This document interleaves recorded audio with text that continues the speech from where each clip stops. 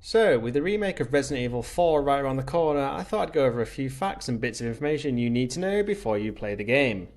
If you've never played the original Resident Evil 4 back when it was released in 2005, I would highly recommend giving it a try this time around because it is widely regarded as one of the best horror survival games to ever be created. It's no surprise really that so many people, myself included, were longing after a remake of it, and from what I've seen from the remastered gameplay demos so far, it's going to be a massive hit once again. And the first thing you probably want to know is, when is the game going to get released? Well, its release date is due to be the 24th of March, so as I said, you can get your hands on it incredibly soon, and it's going to also be released on the PlayStation 4, PlayStation 5, Xbox Series X and S, and PC.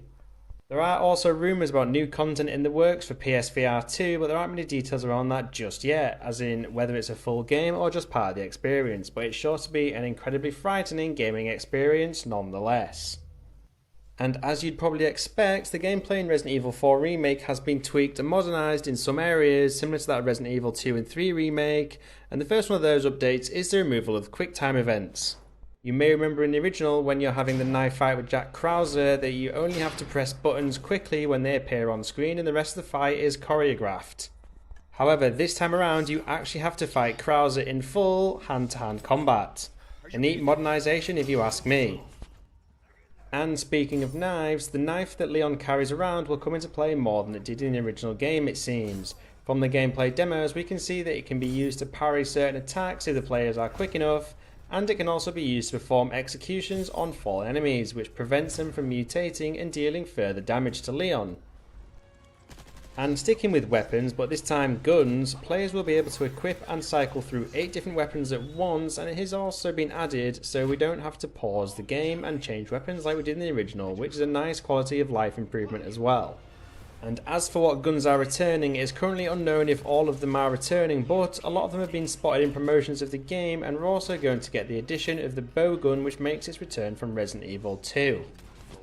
Another gameplay update which may please some players is Ashley won't have her own health bar this time around, and instead she'll be able to take damage up to a point where she enters a critical state and needs to be revived by Leon.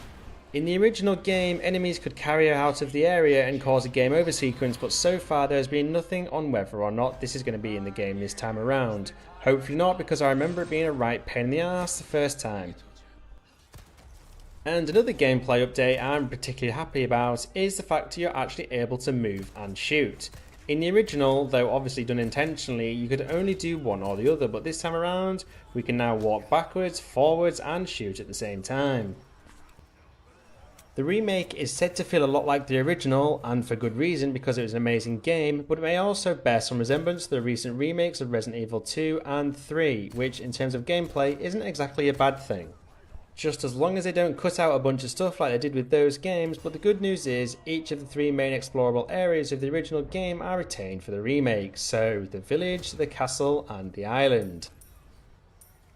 And the gameplay demo that we've seen so far shows the action sequences and the general atmosphere stay true to the original game, though it is currently unknown if the game will still include some of the downright fancy parts of the game, most notably that giant walking statue of Salazar.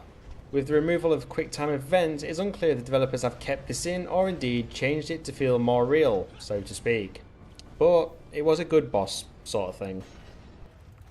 It also looks like the horror elements have been heightened, making the environment smaller and more claustrophobic. I personally noticed this in the chainsaw demo that I was watching. I was thinking, I'm sure this area used to be bigger, and not only that, but it looks like the camera is also a little bit closer to Leon compared to the original game as well. So even though the remake is trying to be as similar as possible to the original, that doesn't mean there aren't other changes that are being made to modernise it and make it that little bit better. For example, in the original you could save a dog in a bear trap, which would then give you some assistance when you're fighting El Gigante. But this time around the dog is already dead, so we don't get any assistance there, which makes it more difficult.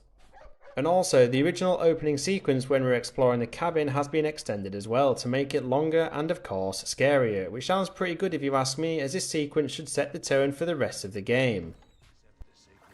And it looks as though most, if not all of the characters from the original are returning, so Ashley Graham, Ada Wong, Luis Serra, Vittorio Mendez and Roman Salazar, just to name a few. They're all going to have visual design upgrades, and in the case of Salazar, that little prick has had a total visual overhaul and he looks even more evil than he did before. I can't wait to kill him all over again. And as I mentioned earlier, there is going to be some free DLC coming later on, which is a virtual reality mode for Resident Evil 4 Remake. But so far there is no release date for this, but we do know it is in development. It is also unknown if it's going to be the whole game or just certain segments of it, but either way, if you're brave enough and have a PSVR 2 headset, look out for further announcements on that in the coming months. And there you have it, folks. There is everything you need to know for the upcoming Resident Evil 4 Remake. It's sure to be a major hit just like its predecessor, and I know I'll certainly be getting my hands on a copy of the game. Are you going to do so as well? Let me know in the comments. And if you're still here, it would be totally awesome if you could support my channel by hitting those like and subscribe buttons. And as always, thank you for watching, and I'll catch you in the next video.